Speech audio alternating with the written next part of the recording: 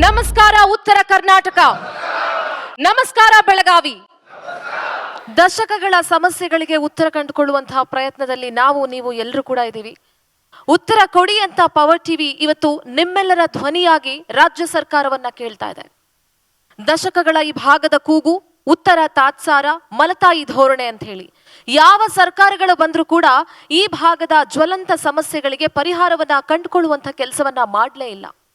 ಸ್ವಾತಂತ್ರ್ಯ ಬಂದು 76 ವರ್ಷಗಳೇ ಕಳೆದರೂ ಕೂಡ ಈ ಉತ್ತರ ಕರ್ನಾಟಕ ಭಾಗದ ಜನ ಅಭಿವೃದ್ಧಿ ಹಾಗೂ ಮೂಲ ಸೌಕರ್ಯ ಅನ್ನುವಂಥದ್ದು ಮರೀಚಿಕೆಯಾಗಿ ಉಳ್ಕೊಂಡ್ಬಿಟ್ಟಿದೆ. ಅವ್ರಿಗೆ ಮೂಲ ಸೌಕರ್ಯಗಳನ್ನ ನಿಜಕ್ಕೂ ಕೂಡ ನಾವು ಇಷ್ಟೊಂದು ಬೇಡ್ಕೊಂಡು ಪಡ್ಕೊಳ್ಬೇಕಾ ಅನ್ನುವಂಥ ಪರಿಸ್ಥಿತಿಯಲ್ಲಿ ಈ ಭಾಗದ ಜನರಿದ್ದಾರೆ. ಹೆಸರು ಬದಲಾಯಿತು, ಕಲ್ಯಾಣ ಕರ್ನಾಟಕ ಕಿತ್ತೂರು ಕರ್ನಾಟಕ ಅಂತ ಆಯ್ತು. ಆದ್ರೆ ಆ ಭಾಗ ನಿಜವಾಗ್ಲೂ ಕಲ್ಯಾಣ ಆಗಿದ್ಯಾ? ಈ ಜನರ ಬದುಕು ಕಲ್ಯಾಣ ಆಗಿದ್ಯಾ? ಹೆಸರು ಬದಲಾಯಿತೆ ಹೊರತು ಬದುಕು ಮಾತ್ರ ಬದಲಾಗ್ಲಿಲ್ಲ. ಆತ್ಮೀಯ ಬಂಧುಗಳೇ, ನಿಮ್ಮ ಬದುಕನ್ನ ಬದಲಿಸುವಂತ ಪಥಕ್ಕೆ ಪವರ್ ಟಿವಿ ಮೊದಲ ಹೆಜ್ಜೆಯನ್ನ ಇಡ್ತಾ ಇದೆ. ಉತ್ತರ ಕೊಡಿ ಅಂತ ಕೇಳುವಂತ ಮುಖಾಂತರ ನಿಮ್ಮ ಮುಂದೆ ನಾಡದೊರೆಯನ್ನ ನೇರವಾಗಿ ಕರ್ಕೊಂಡು ಬಂದು ಕೂರಿಸ್ಕೊಂಡಿದೀವಿ.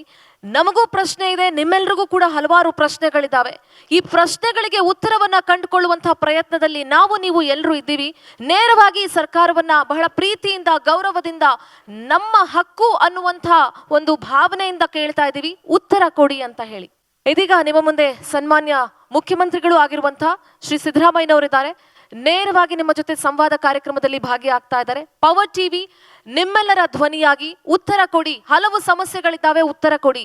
ಈ ಭಾಗದ ಜನರನ್ನ ಅಭಿವೃದ್ಧಿ ಮಾಡಬೇಕು, ಈ ಭಾಗದ ಒಂದು ಅಭಿವೃದ್ಧಿ ಆಗಬೇಕು, ಸರ್ವತೋಮುಖ ಅಭಿವೃದ್ಧಿ ಆಗಬೇಕು, ಉತ್ತರ ಕೊಡಿ ಅಂತ ಪ್ರಶ್ನೆ ಮಾಡ್ತಾ ಇದ್ದೀವಿ.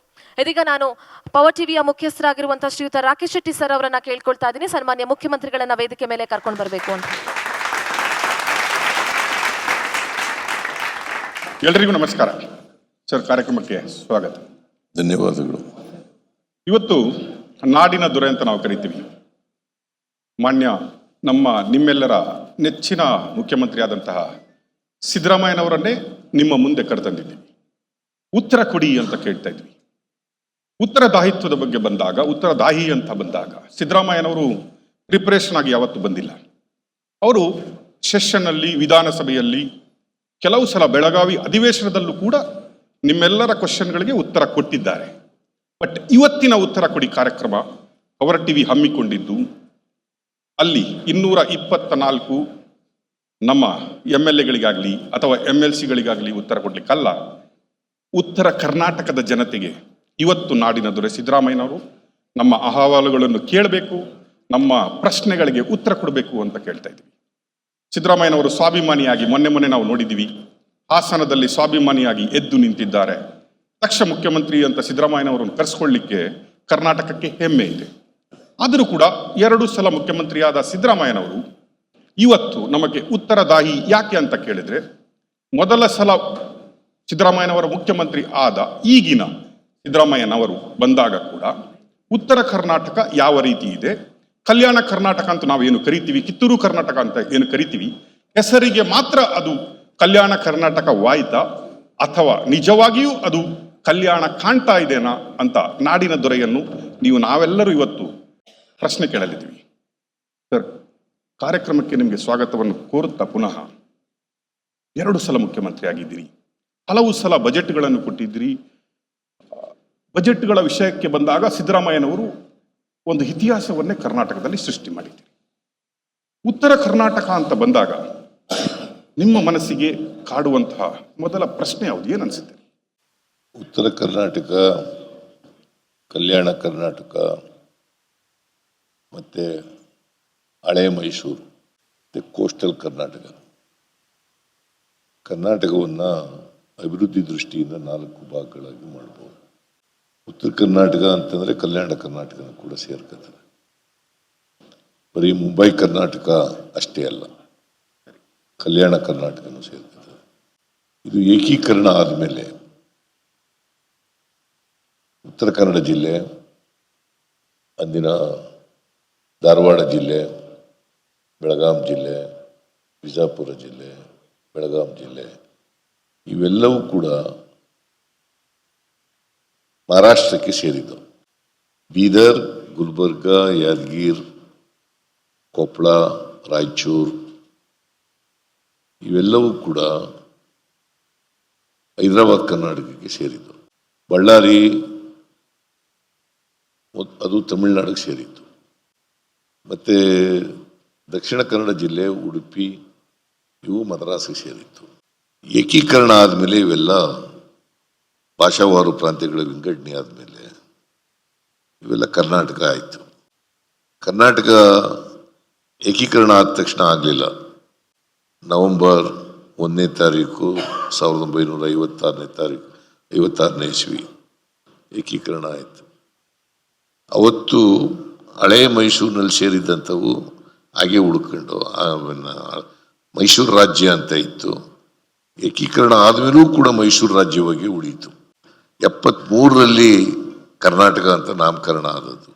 ಮೈಸೂರು ರಾಜ್ಯಕ್ಕೆ ಕರ್ನಾಟಕ ಅಂತ ನಾಮಕರಣ ಆದದ್ದು. 56ರಿಂದ ಈಚೆಗೆ ಒಂದು ಭಾಷೆ ಮಾತನಾಡ್ತಕ್ಕಂಥ ಜನ, ಅಂದರೆ ಕನ್ನಡ ಭಾಷೆ ಮಾತನಾಡ್ತಕ್ಕಂಥ ಜನ ಒಂದು ಆಡಳಿತದಲ್ಲಿ ಬಂದದ್ದು, ಅದು ಆಡಳಿತದ ಅಡಿಯಲ್ಲಿ ಬಂದಂಥದ್ದು. ಹಾಗಾಗಿ ಇವತ್ತು ನಾವು ನೋಡ್ತಾ ಇರ್ತಕ್ಕಂಥ ವಿಶಾಲ ಕರ್ನಾಟಕ 1973 ನವೆಂಬರ್ 1ನೇ ತಾರೀಕು ಕರ್ನಾಟಕ ಅಂತ ನಾಮಕರಣ ಆಯಿತು. ಅಂದು ದೇವರಾಜ ಅರಸರವರು ಮುಖ್ಯಮಂತ್ರಿ ಆಗಿದ್ದರು. ಅವರು ಇದನ್ನು ನಾಮಕರಣ ಮಾಡಿದ್ರು. ಸೊ ಅಲ್ಲಿಂದ ಈಚೆಗೆ ಉತ್ತರ ಕರ್ನಾಟಕ, ಹಳೆ ಮೈಸೂರು ಈ ಭಾಗದಲ್ಲಿ ತಾರತಮ್ಯ ಇದೆ ಅಭಿವೃದ್ಧಿನಲ್ಲಿ ಅಂತೇಳಿ ಜನಗಳಿಂದ ಕೂಗು ಬರ್ತಾ ಇತ್ತು. ಜೊತೆಗೆ ಶಾಸಕರುಗಳು ಕೂಡ ಈ ವಿಚಾರವನ್ನು ಪ್ರಸ್ತಾಪ ಮಾಡ್ತಾ ಇದ್ರು. ಸೊ ಅದಕ್ಕೋಸ್ಕರ SM ಕೃಷ್ಣ ಅವರು ಮುಖ್ಯಮಂತ್ರಿ ಆಗಿರುವಾಗ ಡಾಕ್ಟರ್ ನಂಜುಂಡಪ್ಪನವರು ಅಧ್ಯಕ್ಷತೆಯಲ್ಲಿ ಒಂದು ಸಮಿತಿಯನ್ನು ಮಾಡಿದ್ರು. ಈ ರೀಜನಲ್ ಇಂಬ್ಯಾಲೆನ್ಸು ಯಾವ ಥರ ಇದೆ, ಒಂದು ಜಿಲ್ಲೆಯಿಂದ ಇನ್ನೊಂದು ಜಿಲ್ಲೆಗೆ ಹೇಗಿದೆ, ಒಂದು ತಾಲೂಕಿನಿಂದ ಇನ್ನೊಂದು ತಾಲೂಕಿಗೆ ಹೇಗಿದೆ ಅಂತಕ್ಕಂಥದ್ದನ್ನು ನೋಡಲಿಕ್ಕೋಸ್ಕರ ಡಾಕ್ಟರ್ ನಂಜುಂಡಪ್ಪನವರ ಅಧ್ಯಕ್ಷತೆಯಲ್ಲಿ ಒಂದು ಸಮಿತಿಯನ್ನು ಮಾಡಿದ್ರು, ಹೈ ಪವರ್ ಕಮಿಟಿ. ಅವರು ಒಂದು ವರದಿಯನ್ನು ಕೊಟ್ಟರು, ಅದನ್ನು ಜಾರಿ ಮಾಡಿತು. ಆ ಜಾರಿ ಮಾಡುವಾಗ ಅವರು ಏನೇನು ಶಿಫಾರಸುಗಳು ಮಾಡಿದ್ರು ಅವನ್ನೆಲ್ಲನೂ ಕೂಡ ಇಂಪ್ಲಿಮೆಂಟ್ ಮಾಡ್ತಕ್ಕಂಥ ಪ್ರಯತ್ನಗಳನ್ನು ಎಲ್ಲ ಸರ್ಕಾರಗಳು ಕೂಡ ಮಾಡಿದ್ದಾವೆ.